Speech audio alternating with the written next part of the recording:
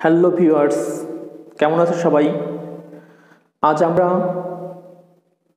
কিছু electronics network device নিয়ে আলোচনা করব, যেটা আমাদের খুবই গুরুত্বপূর্ণ।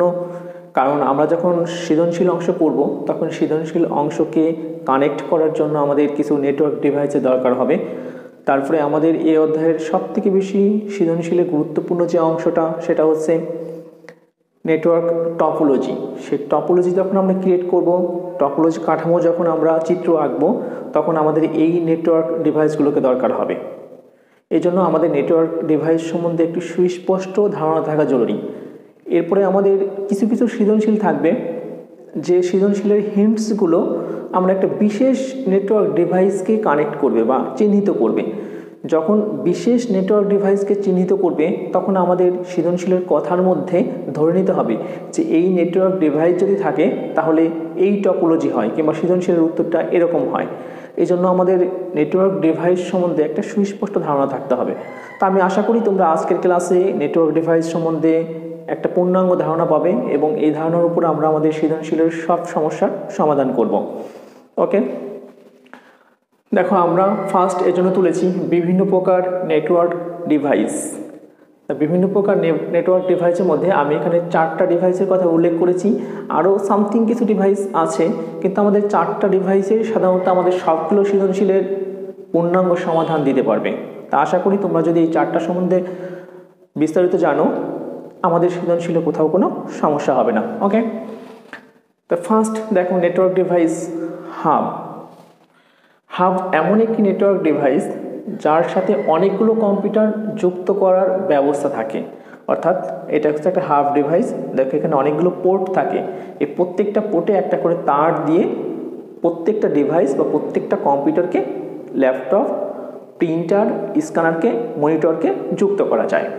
প্রত্যেকটা পোর্টের সঙ্গে একটা করে ডিভাইস যুক্ত হবে।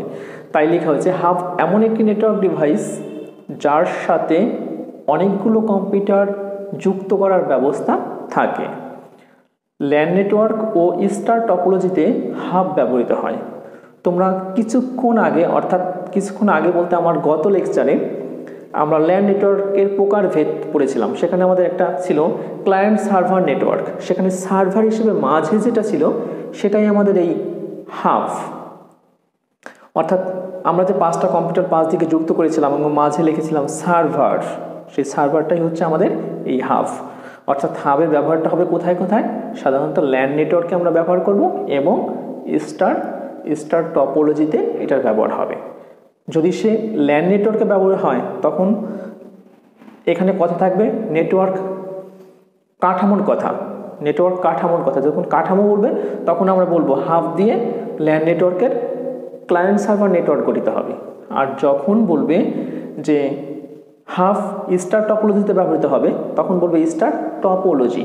অর্থাৎ স্টার টপোলজি আর ল্যান নেটওয়ার্ক কাঠামো দুটোর মধ্যে একটু পার্থক্য আছে। ল্যান নেটওয়ার্ক কাঠামো আর হচ্ছে স্টার টপোলজি। ওকে, এবার দেখো একটু বর্ণনা হাব নেটওয়ার্কের। হাব ডিভাইসে যুক্ত একটি কম্পিউটার তথ্য প্রেরণ করলে নেটওয়ার্কে অন্তর্ভুক্ত প্রতিটি কম্পিউটার অটোমেটিকভাবে তথ্য পেয়ে থাকে, ফলে তথ্যের গোপনীয়তা বজায় থাকে না। অর্থাৎ হাব দিয়ে একটা রুমের মধ্যে আমি যদি 10টা কম্পিউটারকে কানেক্ট করি কি 5টা কম্পিউটারকে কানেক্ট করি, তখন 5টা কম্পিউটার মধ্যে যে কোনো একটি কম্পিউটার যদি যে কোনো একটা অন্য একটি কম্পিউটারকে তথ্য প্রেরণ করে, তাহলে এই 10টা কম্পিউটার নেটওয়ার্ক অন্তর্ভুক্ত সবাই তথ্য পেয়ে যায়। অর্থাৎ যে কোনো একটি কম্পিউটার তথ্য প্রেরণ করলে সবাই সেই তথ্য পেয়ে যায়, এজন্য তথ্যের গোপনীয়তা থাকে না। আবার যদি একসঙ্গে 5টা কম্পিউটার তথ্য প্রেরণ করে তাহলে তথ্য তো সবাই পাবে। অর্থাৎ একটা কম্পিউটার তথ্য প্রেরণ করলে নেটওয়ার্কে অন্তর্ভুক্ত 10টি কম্পিউটারে পাবে। তাহলে একসঙ্গে যদি 5টা কম্পিউটার তথ্য সেন্ড করে তখন কিন্তু তথ্য যখন যাবে তখন এই হাবের মধ্যে একটা জ্যাম সৃষ্টি হয়, একটা ট্রাফিক জ্যাম সৃষ্টি হয়। কারণ একটা তথ্য তো সবার কাছেই যাচ্ছে, তখন 5টা কম্পিউটারের তথ্যও সবার কাছে যাচ্ছে। যে পাঠাচ্ছে সেও তথ্য পাচ্ছে, আবার যে পাঠাচ্ছে না সেও তথ্য পাচ্ছে। তার মানে কি হাবের মধ্যে তথ্যের একটা জ্যাম সৃষ্টি হয়, একটা ট্রাফিক জ্যাম সৃষ্টি হয়। এই জন্য তথ্য যেতে একটু বেশি সময় নেয়। দেখো একসঙ্গে একাধিক কম্পিউটার তথ্য প্রেরণ করলে তথ্যের জট বা ট্রাফিক সৃষ্টি হয়। এই জন্য সময় বেশি লাগে। হাব মনিটর স্ক্যানারকে স্ক্যানারকে নেটওয়ার্কে অন্তর্ভুক্ত করতে পারে। হাব পোর্ট কম থাকে, এগুলো পোর্ট সংখ্যা কম থাকে। তাহলে আমরা পড়লাম নেটওয়ার্ক ডিভাইস হাব, যেটা লিখে দিই এখানে হাব, নেটওয়ার্ক ডিভাইস হাব। যে ডিভাইসটা ল্যান নেটওয়ার্ক এবং স্টার টপোলজিতে ব্যবহৃত হয় এবং একটি কম্পিউটার তথ্য প্রেরণ করলে সবগুলো কম্পিউটারে পেয়ে থাকে, এই জন্য তথ্যের গোপনীয়তা কম থাকে, পোর্ট সংখ্যা হাবের কম থাকে, একজন কিংবা একসঙ্গে একাধিকজন তথ্য প্রেরণ করলে তথ্যের জট সৃষ্টি হয়, এই জন্য তথ্য পৌঁছাতে বেশি সময় লাগে। এরপর আমরা যেটা পড়ব আমাদের network device number 2, switch. Hub আর সুইচ দেখতে অনেকটা একই রকম, সেম কাজ করে, কিন্তু দুজনের কাজের মান একটু কম একটু বেশি। এজন্য আমাদের হাবের থেকে সুইচের কাজের ধরনটা একটু ভিন্ন এবং সেই ধরনটা জন্য সুবিধাটা একটু বেশি পাওয়া যায়। এজন্য আমরা হাবের পরিবর্তে সাধারণত বেশিরভাগ ক্ষেত্রেই সুইচ ব্যবহার করে থাকি। এজন্য ফার্স্ট কথা লেখা আছে, দেখো সুইচ একটি বহুল ব্যবহৃত নেটওয়ার্ক ডিভাইস। হাবের মতো এটিও অনেকগুলো কম্পিউটারকে যুক্ত করতে পারে, তবে হাবের থেকে সুইচ একটু বেশি কম্পিউটারকে যুক্ত করতে পারে, কারণ এর পোর্ট সংখ্যা একটু বেশি থাকে। আবার দেখো সুইচ এমন একটি বহুল ব্যবহৃত নেটওয়ার্ক ডিভাইস,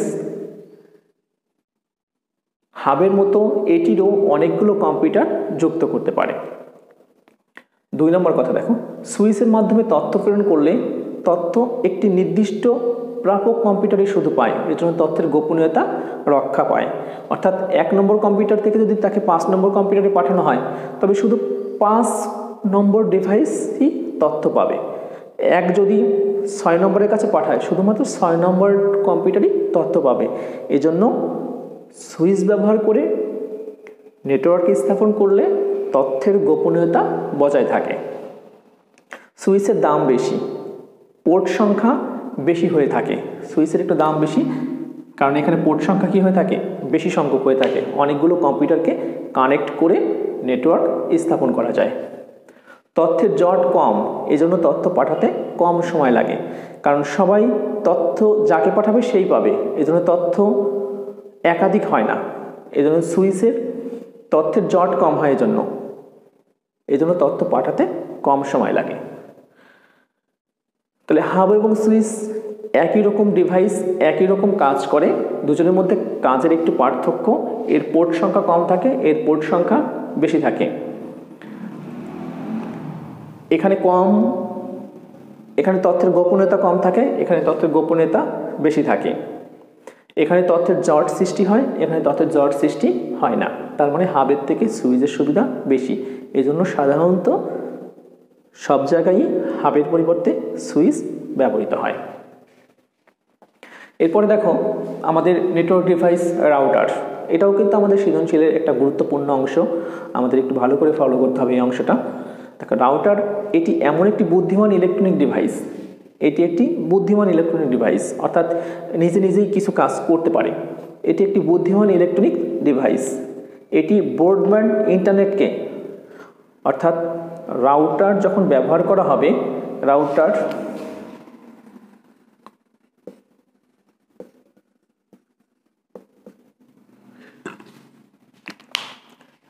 যখন ব্যবহার করা হবে, রাউটারের ইনপুট হিসেবে যেটা ঢুকবে সেটা হচ্ছে একটা ব্রডব্যান্ড ইন্টারনেট লাইন। হতে পারে মনে করো যে ওয়াইফাই লাইন, তুমি মনে করো যে কোনো একটা ওয়াইফাই লাইন তো ব্রডব্যান্ড ইন্টারনেট বলা হয়। সেখানে 2 Mbps, 4 Mbps, 8, 10, 20 Mbps পর্যন্ত আরও বেশি হয়ে থাকে। এই জন্য ব্রডব্যান্ড ইন্টারনেট হিসেবে সে ইনপুট করবে। ইনপুট করার পরে এই যে দুটো অ্যান্টেনা আছে, অ্যান্টেনার মাধ্যমে সে একটা ওয়্যারলেস কমিউনিকেশন সিস্টেম তৈরি করবে, অর্থাৎ ওর একটা পাসওয়ার্ড আছে। তখন যতগুলো ডিভাইস এই পাসওয়ার্ড কানেক্ট হবে, সবগুলোই নর্মালিভাবে তারবিহীন ইন্টারনেট সেবা পেয়ে থাকবে। তাই দেখো এটি একটি বুদ্ধিমান ইলেকট্রনিক ডিভাইস, এটি ব্রডব্যান্ড ইন্টারনেটকে ইনপুট হিসেবে গ্রহণ করে, এই যে ব্রডব্যান্ড ইন্টারনেটকে ইনপুট হিসেবে গ্রহণ করে ওয়্যারলেস কমিউনিকেশনের মাধ্যমে অনেকগুলো ডিভাইসকে নেটওয়ার্কে যুক্ত করতে পারে। তোমরা ইতিপূর্বে জেনেছো যে ওয়্যারলেস কমিউনিকেশন সিস্টেম হচ্ছে তারবিহীন নেটওয়ার্কের একটা কমন নাম, অর্থাৎ রাউটার ব্যবহার করে যদি আমরা নেটওয়ার্ক স্থাপন করে থাকি সেটা হবে আমাদের তারবিহীন নেটওয়ার্ক সেবা। এটি ব্রডব্যান্ড ইন্টারনেটকে ইনপুট হিসেবে গ্রহণ করে ওয়্যারলেস কমিউনিকেশনের মাধ্যমে, কারণ তারপরে আর তার ব্যবহার হবে না, ওয়্যারলেস কমিউনিকেশনের মাধ্যমে অনেকগুলো ডিভাইসকে নেটওয়ার্কে যুক্ত করতে পারে। ব্রডব্যান্ড ইন্টারনেট ঢুকছে, এই ব্রডব্যান্ড যে লাইনটা ঢুকবে রাউটারে সেটা একটা তার দিয়ে করতে হবে, সেই তারটা হবে টুইস্টেড পেয়ার কেবল। তাহলে ব্রডব্যান্ড ইন্টারনেট টুইস্টেড পেয়ার কেবলের মাধ্যমে এর মাঝে ঢুকে গেছে, কিন্তু এখানে একটা জ্যাক থাকবে, জ্যাক। এখানে জ্যাক হিসেবে আমরা RJ11 ব্যবহার করতে পারি, RJ11 নামে একটা জ্যাক আছে। আর টুইস্টেড পেয়ার কেবলের আছে এটা, মনে করো CAT 5 CAT 6, অর্থাৎ তারের পাওয়ার। টুইস্টেড পেয়ার কেবল বাজারে কিনতে পাওয়া যায় CAT 5 CAT 6 নামে। CAT 5 একটু দাম কম, CAT 6 একটু দাম বেশি, অর্থাৎ CAT 5 একটু দুর্বল তার আর CAT 6 একটু ভালো তার। তাহলে ব্রডব্যান্ড ইন্টারনেট রাউটারে ঢুকবে কি দিয়ে? টুইস্টেড পেয়ার কেবল দিয়ে। টুইস্টেড পেয়ার কেবল আবার দুই প্রকার হতে পারে, CAT 5 CAT 6। Twisted pair cable রাউটারের সঙ্গে যে জ্যাকের মাধ্যমে বা কানেক্টরের মাধ্যমে যুক্ত হবে সেটা হচ্ছে RJ11। এই কানেক্টর দিয়ে আমরা এখানে যুক্ত করে দিলাম। যুক্ত করলে রাউটার কি করবে? সেটা থেকে একটা ফ্রিকোয়েন্সি বের করে দেবে, একটা নির্দিষ্ট এরিয়া, এবং সেই ফ্রিকোয়েন্সিটা সাধারণত 100 মিটার হয়। 100 মিটার, অর্থাৎ রাউটার 100 মিটার এরিয়ার মধ্যে একটা তারবিহীন নেটওয়ার্ক তৈরি করবে। এই নেটওয়ার্কের মধ্যে যে সকল ডিভাইস থাকবে তারা ইন্টারনেট সেবা পেতে পারবে বা নেটওয়ার্কে অন্তর্ভুক্ত হতে পারবে। এরপরে দেখো আমাদের 4 নম্বর হচ্ছে মডেম। আমরা মডেম সম্বন্ধে পূর্বেও আলোচনা করেছি, এখন আমরা মডেম সম্বন্ধে আরেকটু কথা জানব।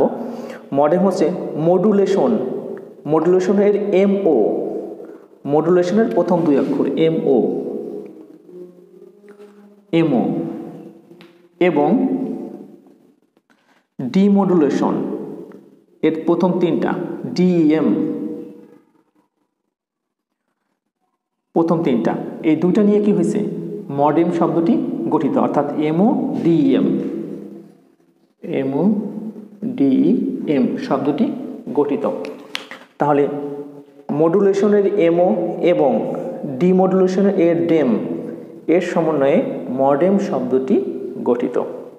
এবার দেখো মডেমের কাজটা হচ্ছে আমরা যখন তথ্য এক কম্পিউটার থেকে অন্য কম্পিউটারে প্রেরণ করব তখন এই তথ্য সেন্ড করা এবং রিসিভ করার কাজটা সে করবে, অর্থাৎ তথ্যকে সে সেন্ড করে দেবে এবং তথ্যকে সে আবার কি করবে? রিসিভ করবে। এই প্রেরক কম্পিউটার থেকে সে সেন্ড করবে এবং প্রাপক কম্পিউটারে সে রিসিভ করবে। প্রেরক কম্পিউটার থেকে যখন সে সেন্ড করবে সে কিভাবে সেন্ড করবে? ডিজিটাল সংকেতকে অ্যানালগ সংকেত রূপান্তর করে সে সেন্ড করবে। তাহলে ডিজিটাল হতে অ্যানালগ, এটার নাম হচ্ছে মডুলেশন, এটার নাম হচ্ছে মডুলেশন, অর্থাৎ সে মডুলেশন করবে, রূপান্তরিত করবে। মডুলেশন আরেক নাম হচ্ছে রূপান্তরিত করা। তাহলে ডিজিটাল সংকেত হতে অ্যানালগ সংকেত রূপান্তর করে সে সেন্ড করবে, এই অংশে সে সেন্ড করে, তথ্য পাঠিয়ে দেয়, সেন্ড, তথ্য এখানে পাঠিয়ে দেয়। তথ্য যখন চলে গেল তখন ডিজিটাল সংকেত হতে অ্যানালগ সংকেত, অ্যানালগ চলে গেল, কিন্তু যে কম্পিউটারে যাবে সে কম্পিউটারকে বোঝার জন্য ডিজিটাল দরকার হয়, তখন সেখানেও আবার একটা মডেম অ্যাড করা আছে। সেই মডেমটা কি করবে? অ্যানালগ সংকেতকে আবার ডিজিটাল করে কম্পিউটারকে বুঝিয়ে দেবে। তাহলে এটা হচ্ছে প্রাপক কম্পিউটার, সেটা কি করবে? এটাকে আবার সেন্ড করবে। এটা হলো সেন্ড করছে, আর এটা হচ্ছে কি করছে? রিসিভ করছে। এই কম্পিউটারটা কি করবে? এই তথ্যকে রিসিভ করবে। অর্থাৎ মডেমের কাজই হচ্ছে অ্যানালগ সংকেতকে ডিজিটাল সংকেতে রূপান্তর করা এবং ডিজিটাল সংকেতকে অ্যানালগ সংকেতে রূপান্তর করা। এখানে ডিজিটাল হতে অ্যানালগ যখন করবে তখন তার নাম হবে মডুলেশন। এই অংশটা খুব গুরুত্বপূর্ণ, শর্টে আমাদের খুব বেশি আসে। ডিজিটাল হতে অ্যানালগ করলে তার নাম হচ্ছে মডুলেশন, আর অ্যানালগ হতে ডিজিটাল করলে তার নাম হচ্ছে ডিমডুলেশন। তাহলে মডেম হচ্ছে মডুলেশনের MO এবং ডিমডুলেশনের DEM এর সমন্বয়ে মডেম শব্দটি গঠিত। মডেমের কাজ হচ্ছে অ্যানালগ সংকেতকে ডিজিটাল করা এবং ডিজিটাল সংকেতকে অ্যানালগ করা। মডেম যখন ডিজিটাল সংকেতকে অ্যানালগ করে তখন তাকে বলা হয় মডুলেশন, আর মডেম যখন অ্যানালগ সংকেতকে ডিজিটাল করে তখন তার নাম হচ্ছে ডিমডুলেশন। অর্থাৎ যখন সে মডুলেশন করবে তখন তথ্য সেন্ড করবে, যখন সে ডিমডুলেশন করবে তখন তথ্য রিসিভ করবে। তাহলে হ্যালো ভিউয়ার্স, আমাদের এই বিভিন্ন প্রকার নেটওয়ার্ক ডিভাইসের যে বর্ণনা, আমরা 4টা ডিভাইসকে বর্ণনা করলাম। তা আশা করি তোমরা 4টা ডিভাইসকে খুব ভালো করে পড়বা, কারণ আগেই বলেছি সৃজনশীল অংশে আমাদের 4টা ডিভাইস খুব বেশি হেল্প করবে। তা আশা করি তোমরা খুব ভালো করে প্রিপারেশন নেবা। আর তোমরা আমার ফেসবুক পেজেও লগ ইন করতে পারো, তোমাদের স্কুল লিখে সার্চ করলে সেখানেও আমার ক্লাসগুলো পেয়ে যাবা, কিংবা আমার চ্যানেলের লিঙ্ক পেয়ে যাবা। তা আশা করি তোমরা সঙ্গেই থাকবে। ধন্যবাদ সবাইকে।